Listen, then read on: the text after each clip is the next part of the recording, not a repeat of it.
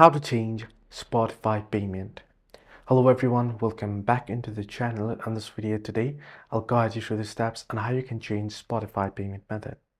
Well, the process itself is actually pretty simple and pretty easy, so let me guide you through this video.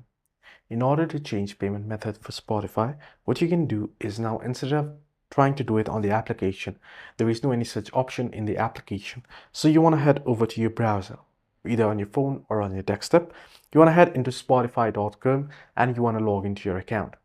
Once you're logged in, you'll get an interface somewhat like this. Tap on your profile or you can see here on the screen the accounts option, payments option.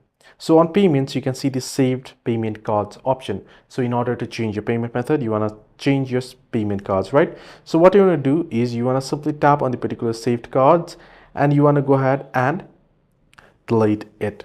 You want to remove that payment method and you can tap and you can go ahead and add another payment method.